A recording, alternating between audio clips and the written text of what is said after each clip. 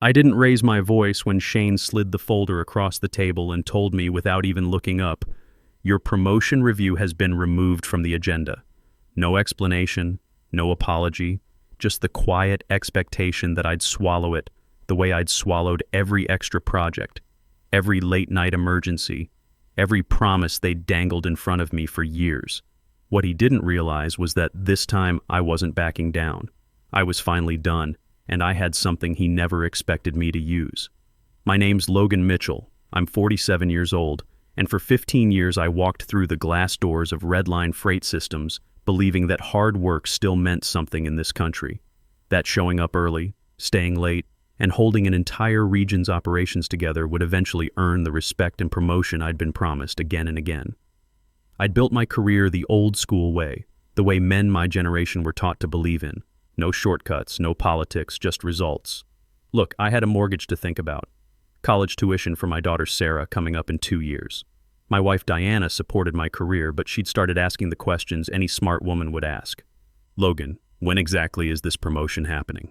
We've been waiting 3 years. Those conversations at the kitchen table, going over the bills, planning for Sarah's future, they weighed on me more than any crisis at work ever could. A man provides for his family. That's not old-fashioned, that's just reality.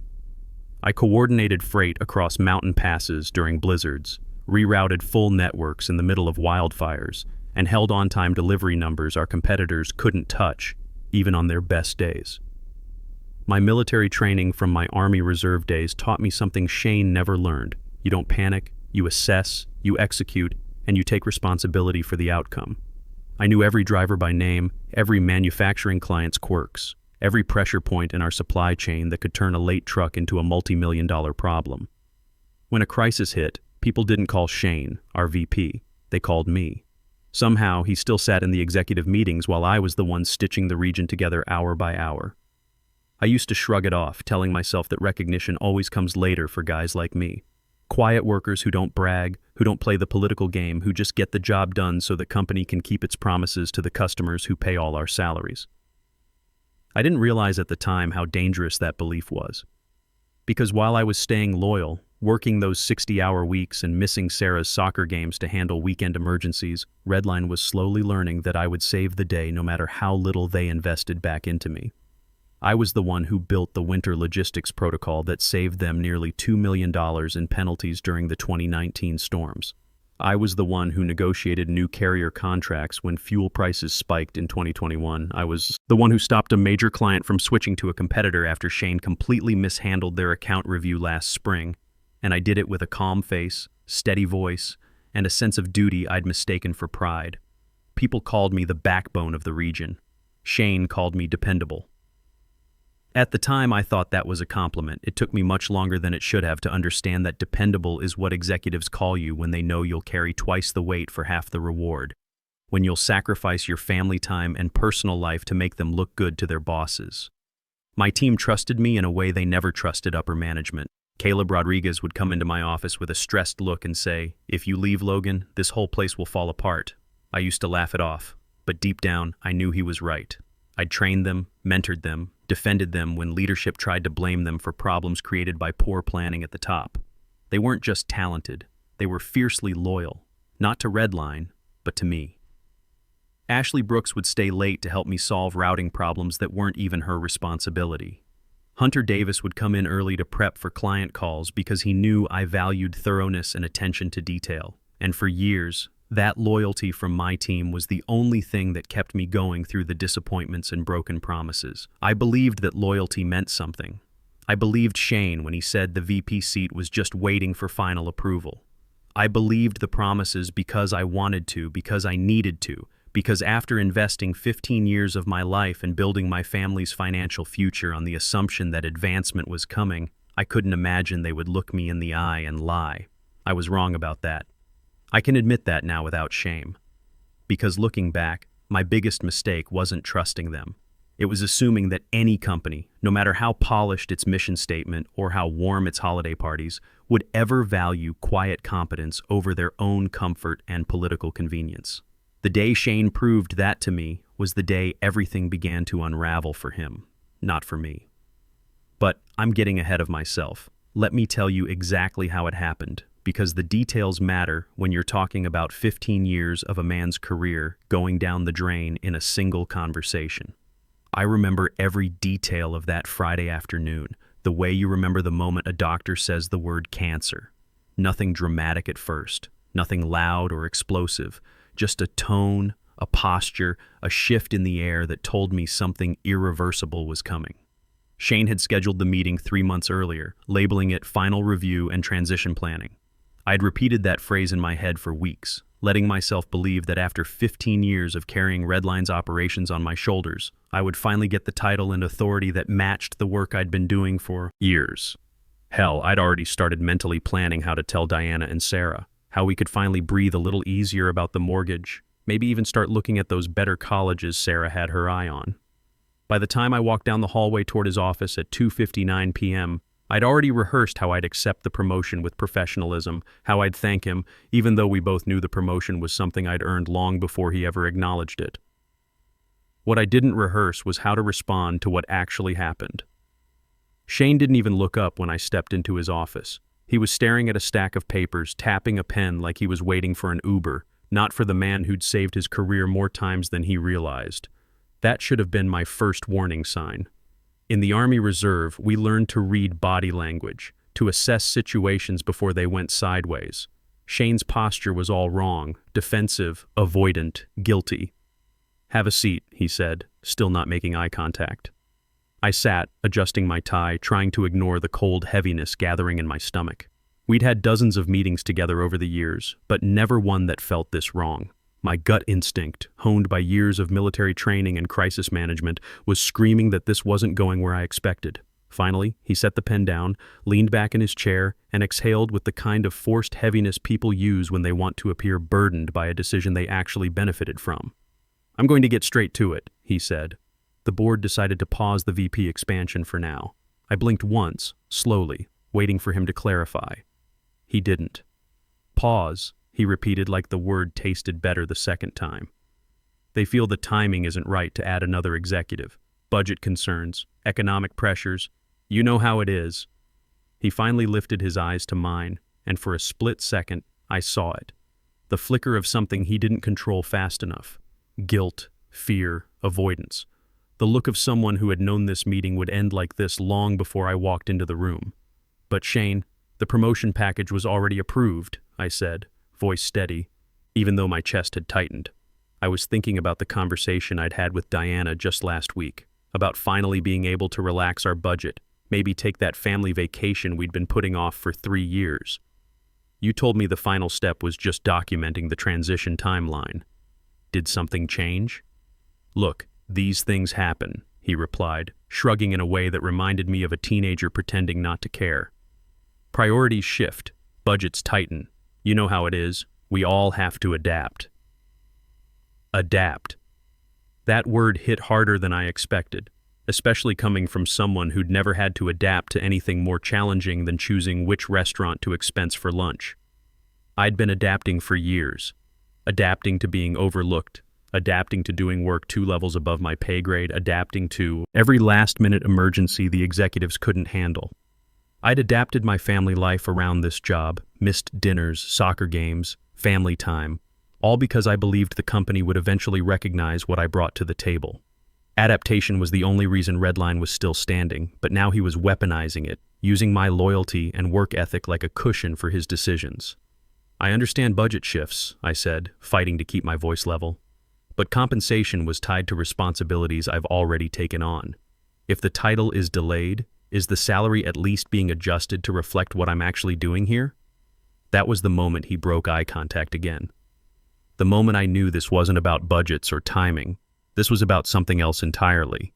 "The board wants roles and pay to remain aligned with organizational structure," he said, reciting it like a script he'd memorized. "Once the VP seat opens again, you'll be first in line."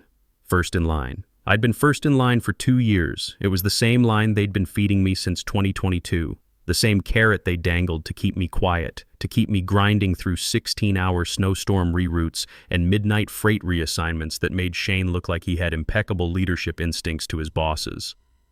I stared at him, really stared. and the truth became impossible to ignore. This decision wasn't about budgets, it wasn't about timing or organizational structure. This was about control and convenience. If they promoted me, they'd have to pay me what I was worth.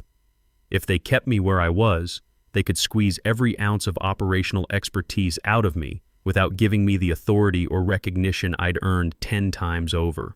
And Shane, comfortable and protected Shane, could keep his nephew stationed conveniently close to the leadership pipeline without having to worry about competition from someone who actually knew how to run operations. He didn't say that part out loud. He didn't need to. His body language said it for him. The way he couldn't maintain eye contact, the rehearsed responses, the complete lack of acknowledgement for what this meant for my family's financial planning. Still, I forced myself to breathe evenly. "So after 15 years, I said quietly, you're telling me the board suddenly doesn't believe adding a VP is necessary?" "Not at this time," he replied quickly. "Be patient, Logan. You're valuable to us. Keep doing what you're doing." There it was. The line every exploited worker eventually hears: keep doing what you're doing. Translation: stay quiet, don't ask questions, carry the weight so we don't have to. Accept that your value to us is in staying exactly where you are, doing exactly what you've been doing, for exactly what we've been paying you. Something inside me snapped. Not loudly, not dramatically, but with clean and final precision, like a rope that had been fraying for years finally giving way. I gathered my notebook, stood, and said thank you for the update. My voice was calm, cold, and certain, and Shane, in his comfortable arrogance, had no idea he had just ignited the beginning of his own collapse. When I walked out of Shane's office, the hallway felt different. I moved on instinct, the way you move after hearing devastating medical news. Calm, steady, detached enough to function, but too raw to feel the full weight yet. My military training kicked in. Assess the situation, don't react emotionally, plan your next move. I closed my office door behind me and sat down slowly, staring at my screen without really seeing it. For years, I'd convinced myself that patience was a virtue, that loyalty would eventually pay off, that people like Shane were simply slow to recognize the value of the work people like me did. But sitting at my desk that afternoon, thinking about the conversation I'd have to have with Diana, about explaining to Sarah why her college options might need to change, the truth finally crystallized. They never intended to reward me. The promotion was never waiting on a board meeting or budget approval. It was a story they told me to keep me doing the work no one else could, to keep me sacrificing family time and personal well-being for their benefit. I opened my email, not to work, but because I needed something to anchor myself. That's when I saw the messages I'd ignored for months. Recruiters, competitors, former colleagues, people who had left Redline and said, "You're too good to stay there, Logan. They're using you. Come join us." I'd always brushed them off, telling myself Redline would come through. Diana had even mentioned some of them. "Logan, didn't Mike from Consolidated reach out again? Maybe you should at least listen to what he has to say." But I'd been loyal, committed, stubborn in my belief that hard work would be rewarded. Now, reading those subject lines, operations director role, leadership opening, we need someone like you, I felt something shift. It wasn't desperation, it was possibility. It was the same feeling I'd had in the military when a bad situation suddenly presented a tactical opportunity.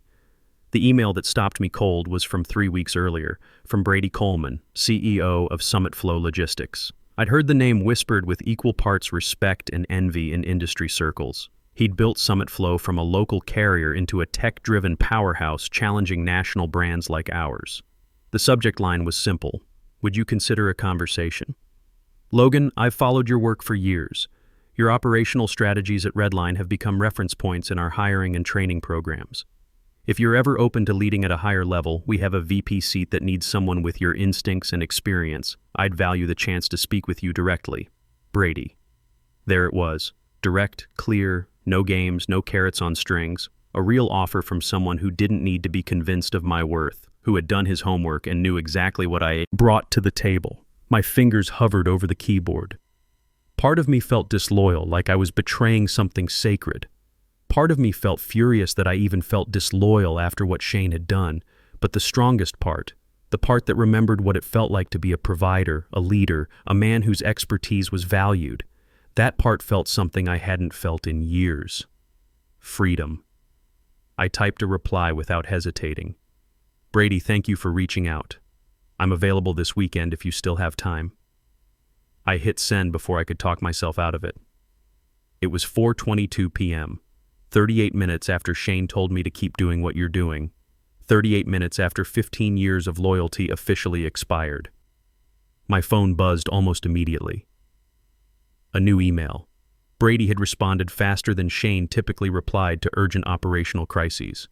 Tomorrow morning, 9:30, Summit Flow HQ. Been waiting for your yes. Waiting for my yes. Not waiting for me to prove myself again. Not waiting for me to accept scraps disguised as opportunity. Not waiting for budget approval or board meetings. Waiting for me to decide I was worth more than what Redline was willing to give. I looked around my office, my neat files, my operational binders, the wall calendar marked with deadlines and crisis prevention protocols I had designed myself. For the first time in years, I didn't feel pride when I looked at all that work. I felt clarity. Redline didn't deserve what I'd built here. They never had. I drove home that evening with the radio off, thinking. When I walked through the front door, Diana was in the kitchen helping Sarah with homework. Normal family life, the life I'd been working so hard to secure and improve. How did the meeting go? Diana asked, looking up from Sarah's math problems. She knew how much this promotion meant to our family's financial future. I kissed her forehead and sat down at the kitchen table. It didn't go the way we expected, I said, but I think I might have a better option. I told her about Brady's email about the opportunity at Summit Flow. Diana listened the way she always did, thoughtfully, asking the right questions, thinking about what it meant for all of us. Logan, she said finally, you've given Redline everything. If they can't see what they have in you, maybe it's time someone else got the chance. Sarah looked up from her homework. Dad, does this mean we might not have to worry about the college money anymore? I reached over and squeezed her hand. It means your old man isn't going to settle for being undervalued anymore. That night, I couldn't sleep. Not from anxiety, but from anticipation. For the first time in years, I felt like I was about to have a conversation where my value wouldn't be questioned, where my experience would be respected, where the person across the table would see me as an asset rather than a convenience. Summit Flow's headquarters sat at the edge of Denver's tech district, all steel lines and floor-to-ceiling windows, nothing like Redline's outdated brick building that smelled faintly of stale coffee and small-time thinking. As I walked through the lobby the next morning, the receptionist greeted me by name before I even introduced myself. That alone told me everything I needed to know about how differently this company operated. Brady Coleman met me outside the conference room, hand extended, expression warm but sharp in a way that made it clear he missed nothing. Logan, I'm glad you're here, he said, not as a pleasantry, but as a statement of fact. I'd spent most of my career watching executives pretend to care during meetings they barely prepared for. Brady was the opposite. He sat across from me with a binder full of my work, process diagrams I'd built, efficiency models I'd designed, risk analyses I'd written during crises. Redline pretended never happened. I've studied your systems for years, he said. You built Redline's stability, but they'll never give you the authority to lead because your leadership threatens theirs. It was startling hearing the truth spoken so plainly. At Redline, everything was half said, half promised, half explained. Here, everything was direct, clean, honest. The way men in the military talk to each other, no politics, just facts. You don't know what happened yesterday, I said cautiously. I don't need to, he replied. I know how companies like Redline treat the people who make them successful. They mistake loyalty for weakness until it costs them everything. He opened a folder and slid a contract toward me. Not a promise, not an invitation to wait for budget approvals. An actual contract. Vice President of Regional Operations, he said.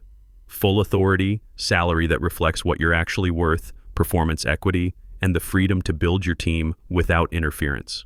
I looked at the numbers. They were 40% higher than what Redline had been promising me for 3 years. Enough to handle Sarah's college tuition without stress, enough to finally give Diana some financial security, enough to make me feel like a provider again instead of a guy getting taken advantage of. Why me? I asked. Because you've already been doing this job, he said simply. The only thing you've been missing is the title and the respect that goes with it. There was no flattery in his voice, no manipulation, just truth, the kind that settled into your bones and felt impossible to deny. I signed the offer before fear or old habits could pull me back. Brady shook my hand like we'd just concluded serious business between equals. "One more thing," he said. "If you know good people who deserve better than Redline can give, I'm ready to hire." I thought of Caleb's worn-out determination, Ashley's brilliance overlooked by management, Hunter's quiet competence buried under Redline's chaos. I didn't make any promises, but I knew that talent follows respect, not titles. I walked into my new office at Summit Flow at exactly 8:32 a.m. on Monday morning. The space was mine. Clean desk, modern equipment, a window overlooking the district, no crisis waiting for me like a trap, no Shane pacing outside my door pretending he was the one keeping operations functional. I had barely logged into my system when my personal phone started buzzing with the intensity of a fire alarm. The first notification was an email forward from a colleague still at Redline. Caleb's resignation letter, submitted at 8:07 a.m., effective in 2 weeks. By 9:12 a.m., Ashley's resignation followed. Her letter was professional but cold. "I'm grateful for the experience. It's time to grow elsewhere." At 9:55 a.m., Hunter's resignation came through, even shorter. "Thank you for the opportunities. Moving on to new challenges." I knew what this meant. They weren't following me because I'd recruited them. I hadn't said a word to any of them. They were leaving because good people don't stay where they're diminished, and they don't wait around once they see there's a place that might actually value what they bring. At 10:23 a.m., my phone rang. Shane's name on the screen. "Logan," he said, voice already fraying. "What's happening? 3 senior staff resigned this morning." "I heard," I said calmly. "And? Don't play games with me. Did you talk to them? Did you encourage this?" "Shane, they're adults," I replied. "They made their own decisions about their careers." Silence.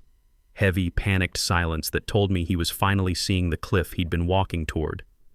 "We need to discuss bringing you back," he said quickly. "Your promotion. We can fast-track it."